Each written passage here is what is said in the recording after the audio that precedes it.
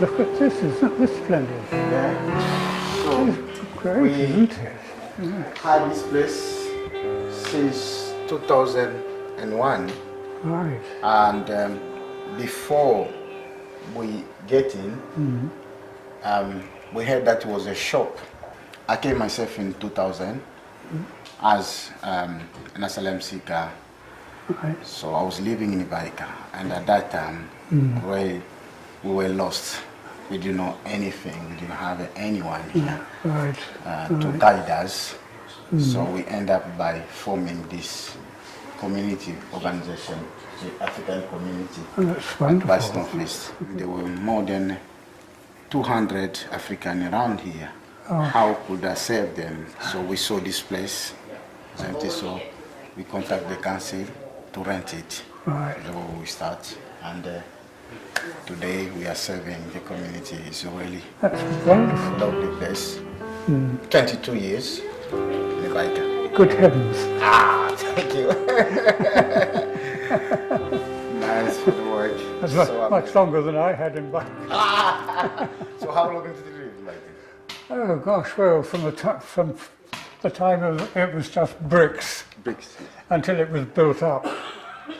And I was responsible for quite a lot of that, shall we say.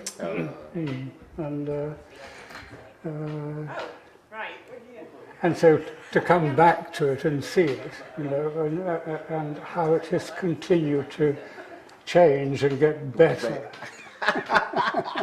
Not just get better, you could see now the diversity in the area. Yes, and so it's a real pleasure for me to come back and not just look at the place, but meet those that live in it. And so tonight, very nice to meet you, for instance. Me too, I'm glad to see you.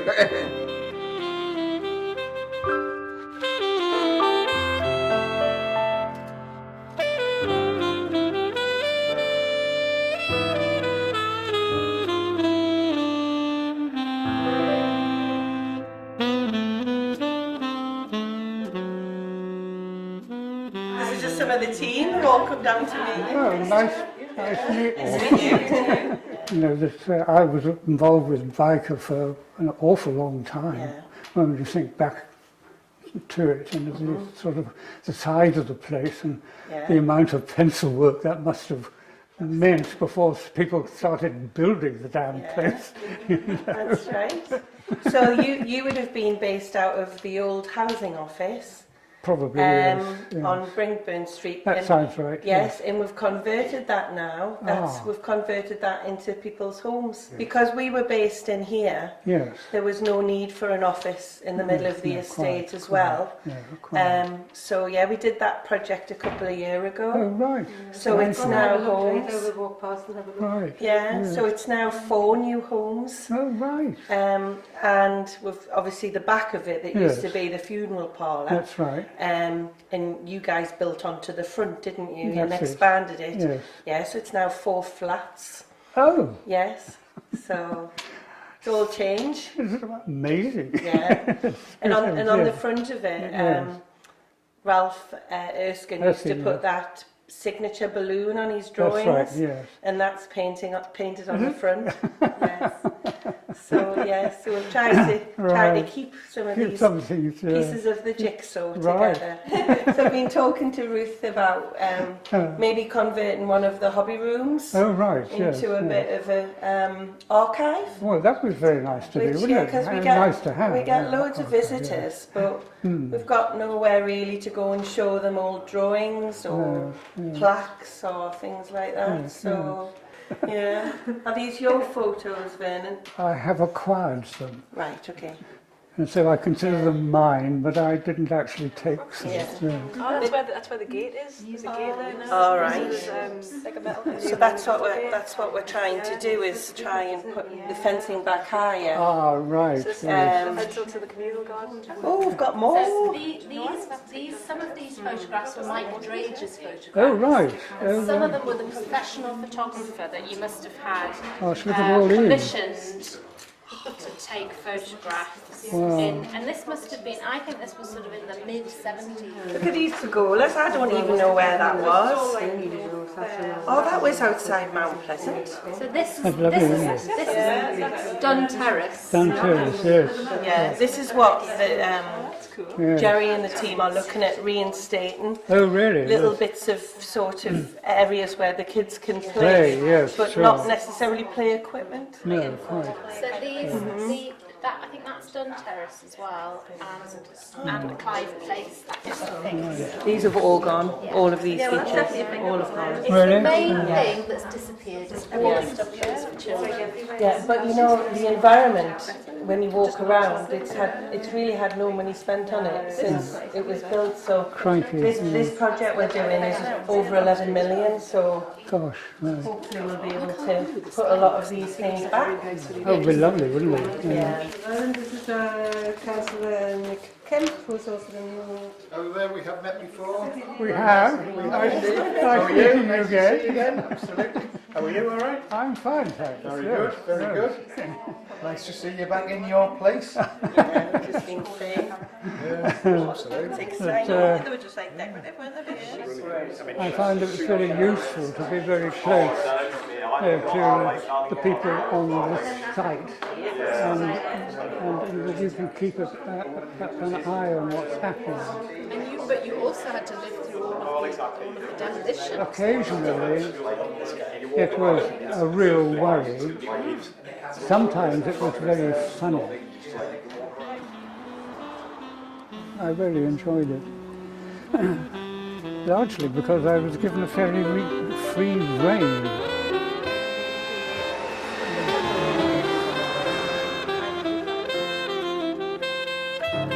What's the shortcut to get there? Hi there, little chap. And I think certainly. Because usually if you enjoy something and you're designing, it usually turns out, as a positive thing.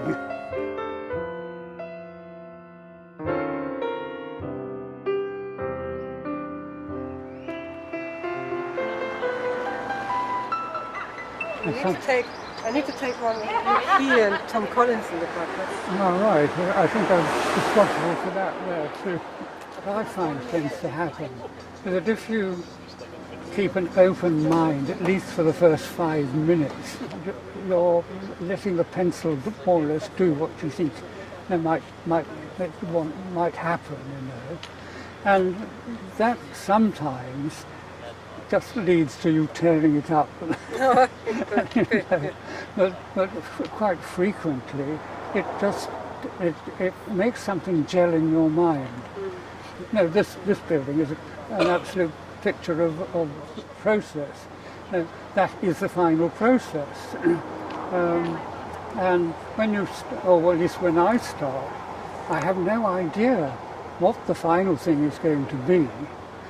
I have a vague idea that I think it needs to be sort of fairly three-dimensional upwards without being in any way specific, rather than spreading it all out. Hello. Good, thank you. How's everyone doing?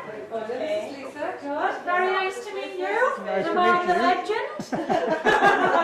Everybody's waiting for you in the communal lounge, as I'm sure you're aware of where it is. So, yeah. Yes. Are you enjoying the walk around? And Well, yes. yeah. So far, because I haven't come across anything which I find embarrassing yet. It's all iconic. It's all iconic.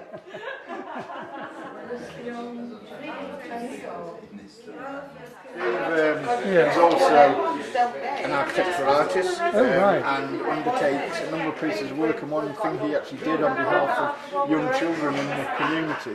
This is Steve's piece of work. So Sounds lovely. he wants to give you this just as a memory of it. It was done to How for the nice. children, for the young children Oh, to come how in to lovely. learn. Well, as you can see, you right. the sketch. Yeah. I've have fun colouring it in. You know the colour. Yeah, you know the colour scheme. I was just saying that when we recently refurbished Tom Collins' house, the aim was to work with the residents and restore the cladding and the colours back to its former glory. But the customers really wanted the swimming pool that was on the model here, or a hot tub, which I wasn't able to provide. The only thing is, which couldn't have been foreseen, is car ownership.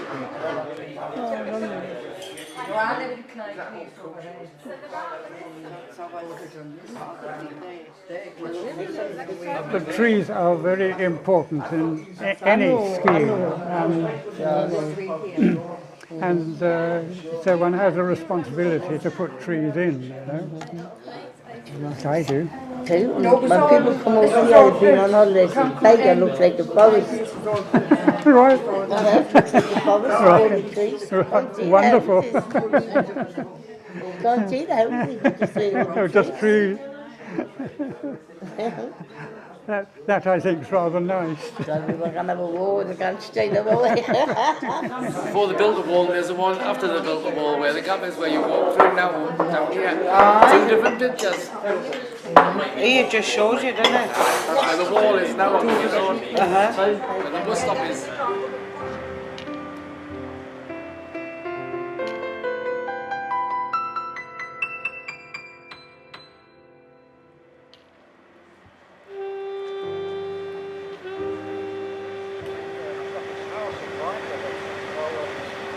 All these trees are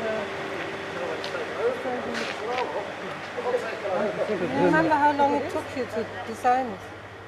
Oh, it took a while to design this one because it's quite complex. Complex because it's a sort of, you know, it changes on each floor as it goes up, and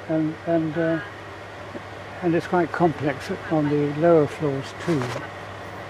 So it is. I remember designing it, and I remember I thoroughly enjoyed doing it, just because it was quite special. And look at it and see it in this sort of three-dimensional form. And it's, I think it's quite successful as a building to look at from the outside. Inside it's pretty okay too, because they all differ as they go up because they get smaller and smaller. So I've lived on this estate for my full entire life. My mum and dad were the first people to get the house down on Norfolk when it first opened, when it was first built. So I think they've been in that house now 43 years. And my nana, who's obviously sadly passed away now, lived in Dun Terrace. Oh, right. Graham House, and when she moved in there, the bridge wasn't even formed. They had to climb up the stairs to get into the house because the bridge bit hadn't been put on. Oh, right. Yeah, so my sister lives... So she was pretty fit. She had to be fit at the time. But all my brothers and sisters live on the estate as well. So everyone stayed quite close together. But I've bought my house now off the council. Right. So I don't plan to move or go anywhere. I'm here to stay. But my mum said, I was telling her the other night that you were coming. Right. And she had said she remembers when she was a child and she used to go in the Ralph Erskine's office and used to look at all of the models, the setups of the estate. Oh, great. Yes. She said they used to go in there and have a little look and look at all of the designs and the what they called the structures. We used the model, the setup of what was going to be like. And just trying to think, I think we used to have 2 days a week in the afternoons from about, I don't know, 3:30 or something like that. It was open to any of the children locally that would like to come in and draw and paint or make a nuisance of themselves. Probably a nuisance of themselves.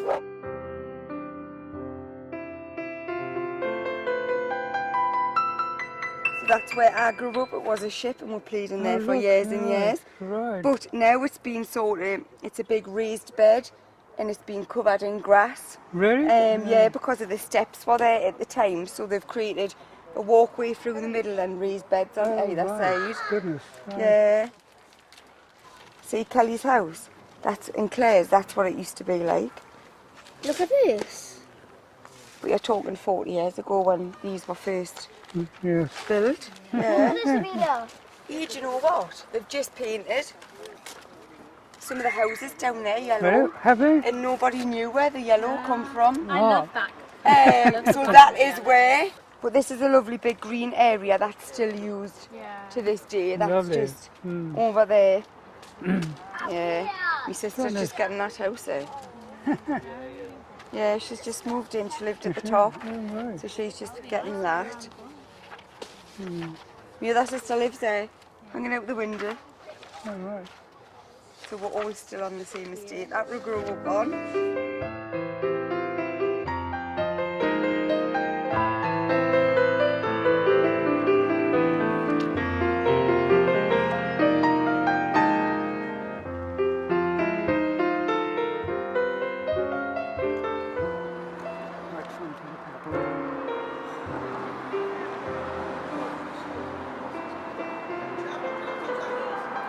Well, it's nice when you do put a thing like that on paper and then it gets realised and you see it.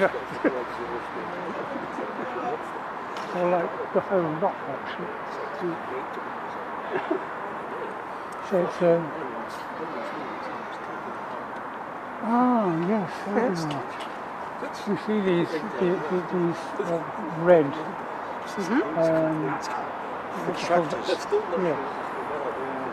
yes. So some of them are sort of yellow-green colour and some of them are red. I remember choosing those.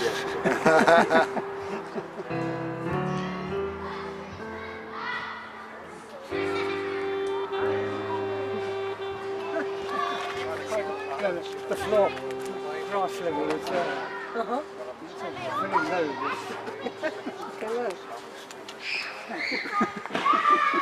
So this is where the adventure playground was, right next to the architect's office, so Vernon could keep an eye on things. We used to build the structures during the day, and then at night they used to burn them down and then they build them the next day again. But it was like a learning exercise. As you were saying, each day there was a better structure. Oh yeah, there's a bit of the balloon there, Vernon. I know, right. Yeah. Oh, I'm glad they did that. But there weren't any windows in there originally. It was just a big, colourful balloon. That's Ralph right. balloon on there. I know before it used to be a mortuary and the rent office, but then about 5 years ago they converted them into 4 flats. Brilliant. Oh yeah.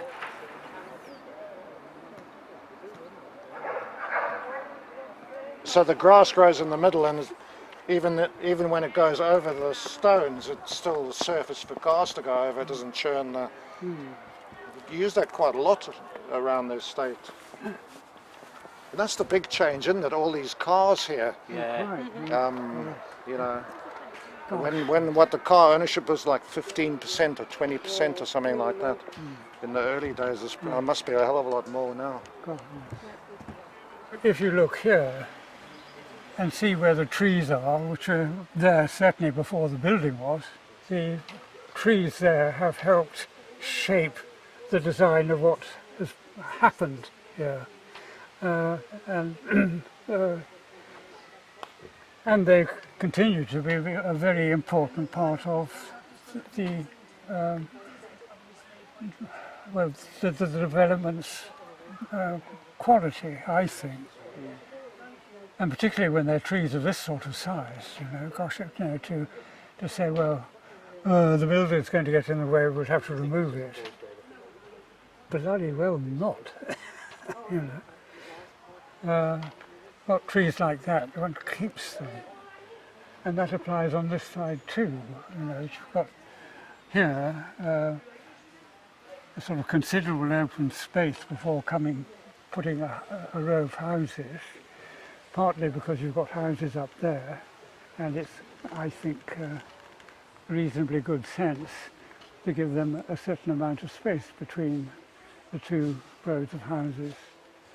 And in that space, if you've then fortunately got a whole pile of mature trees, you see, your landscaping is done for you before you start. And have a site like this, with fully grown trees.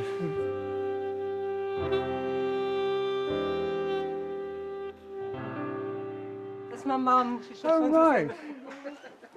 I say hello to you. Hello. Ben. Sinclair Harry. She's gardening, so. You're busy gardening, are you? It's quite a place, isn't it?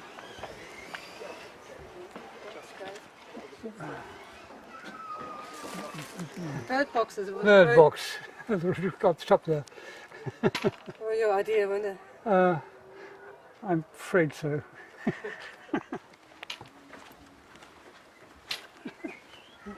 You wouldn't think you're in Newcastle. No, you wouldn't. No, you would not. That's lovely.